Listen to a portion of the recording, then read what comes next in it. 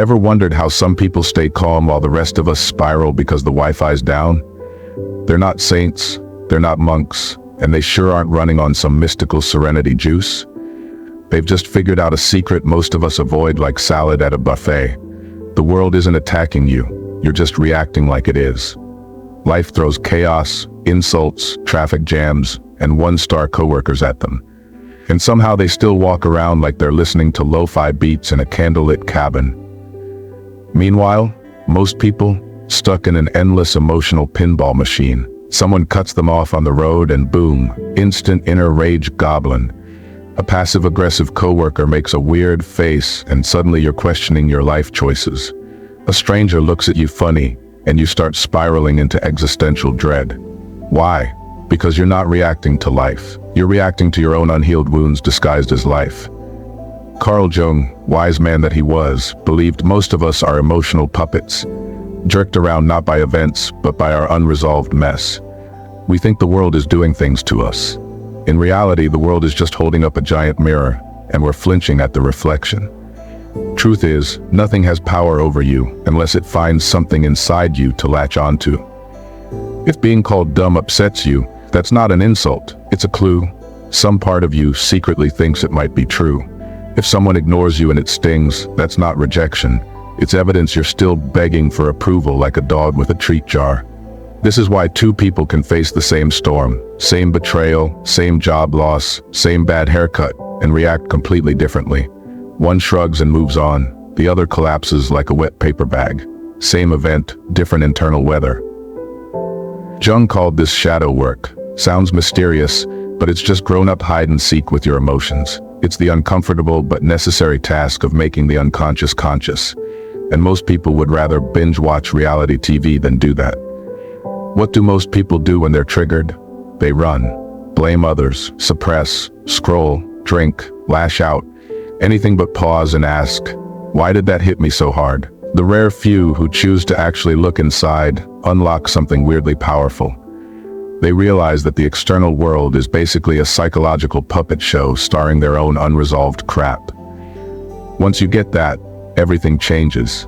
You stop trying to control people, the weather, and the alignment of the stars. You stop trying to pre-chew reality so it doesn't scratch your delicate ego. And surprise, the moment you stop reacting to everything, you stop being controlled by anything. But here's the part people hate. Most folks don't want this level of freedom. They want the comfort of blame. It's easier to say my boss is toxic than to admit you hand over your piece like it's on sale. It's less painful to say life is unfair than to ask why your sense of worth is stapled to someone else's mood. The moment you stop playing the victim, you stop feeding the problem. It's not about pretending bad stuff doesn't happen. It's about recognizing that nothing outside of you has to define your inside. You can still feel emotions. You just don't have to be kidnapped by them every time someone looks at you sideways. This is the illusion of control versus the freedom of letting go. People cling to control like it's a safety blanket soaked in fear. They want predictable outcomes, constant validation, and applause for just existing. When life doesn't deliver their neatly ordered checklist, they freak out, as if the universe was supposed to cater to their emotional wish list. And yet nothing is under your control, not people, not outcomes, not your ex's new haircut. The only thing you can master, your perception. Jung nailed it when he said the world is neutral. It's not good or bad, it just is. The drama? All in your head. Two people lose their jobs. One spirals into despair. The other builds something better. Same trigger, different filter. The world isn't plotting against you. Your interpretation of it is. Jung also warned us, until you make your unconscious conscious, it will run your life and you will call it fate. Translation: if you never question your inner script, you'll keep repeating the same scenes, same pain, same patterns, blaming life like it's a Netflix series someone else wrote. Here's the kicker. The more you try to control things, the more power you give them over you. Need someone to respect you? They own you. Need a situation to go your way? It owns you. Need life to be fair? Good luck with that. But the moment you stop needing, you start living. Suddenly you're not chasing approval. You're not terrified of failure. You're not emotionally curled up in a fetal position when things go sideways. You become free. And not the I'm fine, really, kind of fake freedom. The real, calm, storm watching from the balcony type. The people who are truly untouchable don't control everything. They've just stopped needing everything to go their way. They walk through chaos like they've got noise-canceling headphones for the soul. Insults bounce off. Uncertainty? Whatever. Awkward silence? They lean in. And here's the weird part. When you let go of control, life starts cooperating. When you stop begging for approval, people give it to you. When you stop chasing success like a panicked squirrel, opportunities show up like, hey, missed you. This isn't new age fluff, it's neuroscience. Your brain, when obsessed with control, triggers resistance. Desperate for love, you repel it. Terrified of failure, you walk right into it. Grip too tightly, you crush the very thing you want. So let's ask the uncomfortable question. Are you reacting to life, or are you actually in control of how you perceive it? Because once you realize that nothing outside of you can affect you unless you give it the keys, life stops feeling like a constant ambush. Instead, it becomes a playground for your awareness. Want to know what real power looks like? It's not yelling louder. It's not needing to yell at all. Imagine this. You're walking down the street, vibing to your own internal playlist, when suddenly someone yells at you from across the road, calls you weak, pathetic, says you'll never amount to anything. Most people, instant reaction. Pulse spikes, fists clench, mental courtroom drama begins. But imagine a different version of you. One that doesn't flinch, doesn't tense up, doesn't start rehearsing a savage comeback in the shower later. You just blink and move on. Because deep down, you know none of it sticks unless you let it. Stoics, Zen monks, Carl Jung, they all knew this secret. Nothing has the power to disturb your inner world unless you hand over the remote. But most people, they're not reacting to insults. They're reacting to the fragile little ego they've spent years duct taping together with other people's opinions. Your average emotional meltdown isn't caused by what someone did. It's caused by what you believe that action means about you. Someone calls you a failure. If it doesn't sting, you're free. But if it hits a nerve, congrats, you just met a part of yourself you haven't healed. Jung talked a lot about the shadow self. And no, it's not a cool superhero alter ego. It's the murky basement of your psyche, where you shoved all the fears, insecurities, and emotional junk you didn't want to deal with. Every time you get triggered, it's not an attack. It's an invitation to check your basement. Real talk, if insults leave you rattled, it's not because they're powerful. It's because you're still handing out emotional VP passes to every loudmouth with an opinion. You think they're hurting you, but they're just shining a flashlight on your weak spots. And here's where it gets spicy. The real power isn't in building thicker skin. It's in needing no armor at all. Because once you fully accept yourself, the good, the bad, the cringe, you become insult-proof. It's like someone trying to roast you for wearing shoes while you're walking on lava. And no, this isn't just feel-good fluff. Your brain literally wires itself for drama if you let it.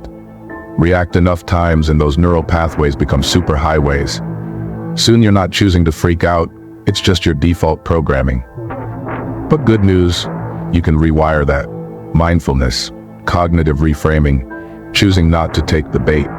These aren't spiritual buzzwords, they're legit tools for reconditioning your brain.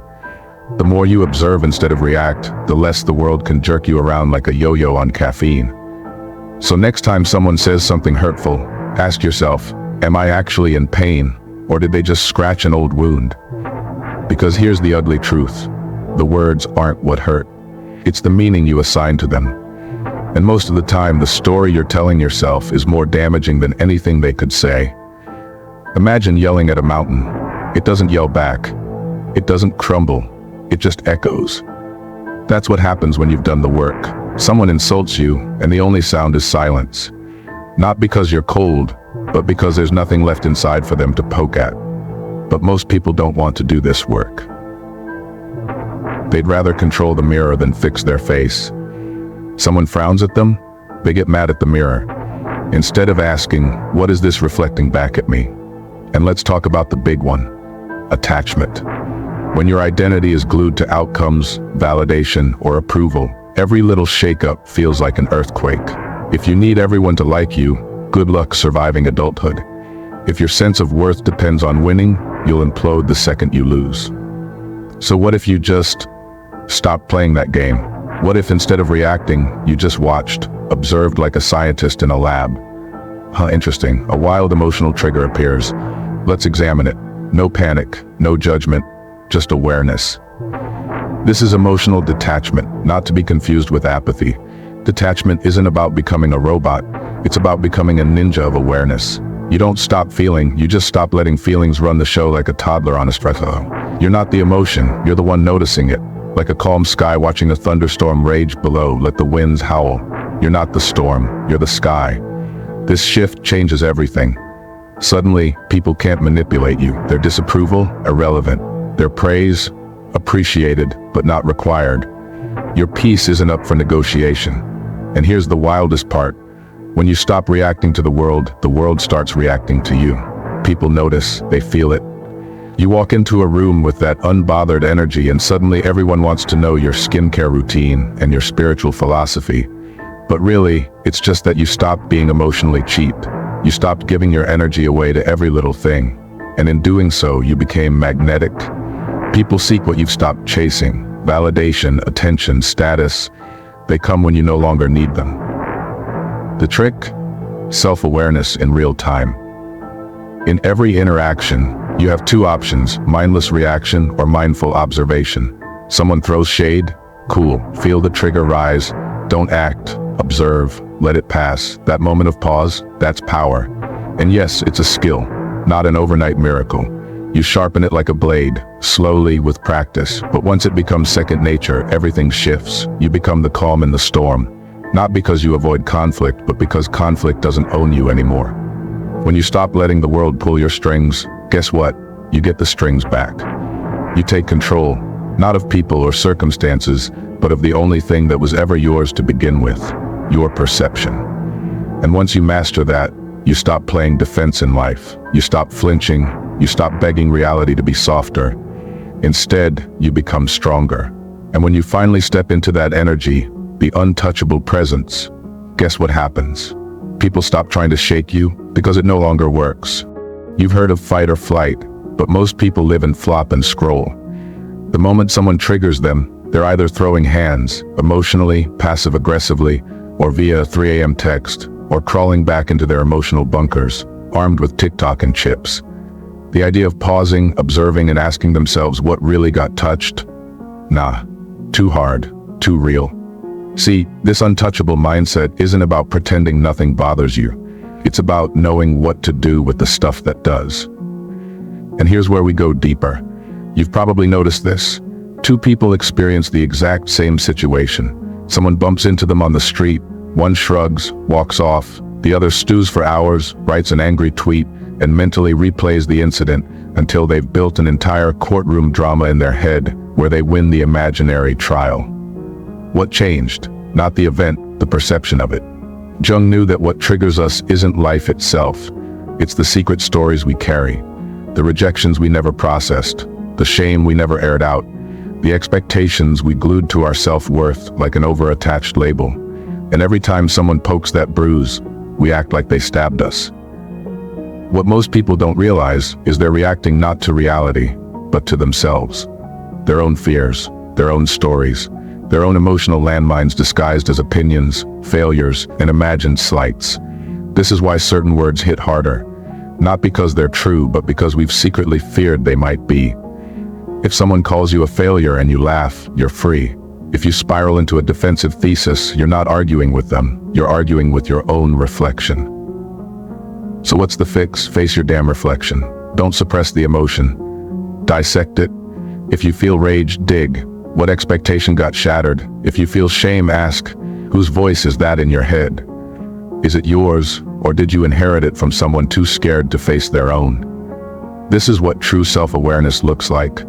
Not just journaling by candlelight and calling it shadow work. It's emotional archaeology. It's being willing to look at your psychological junk drawer and say, yep, that's mine. Time to sort it.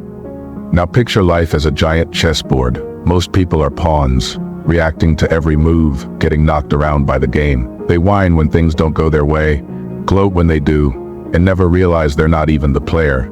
They're the piece. True mastery? it's being the player. Better yet, it's being the person watching the player, seeing the whole board, all the patterns, all the manipulations, and not falling for any of it. That's emotional detachment, not absence, not coldness, clarity. You feel things, but you don't drown in them. You see games, but you don't have to play. You recognize manipulation, but you don't get baited. And once you stop playing defense with your feelings, something wild happens. You start bending reality instead of it bending you. People notice. Your energy shifts. You're not chasing validation, they're coming to you for it. You're not reacting to drama, so it bores of trying to hook you. You're no longer emotionally cheap, so people stop trying to buy your peace with crumbs. Because here's the most delicious irony. When you stop reacting, you start leading. Not with force, not with dominance, but with the sheer gravitational pull of someone who is calm in a world addicted to chaos. Want to sharpen this muscle? Make it practical. Next time someone pokes a nerve, don't respond immediately. Observe the rising tide. Watch your ego get itchy.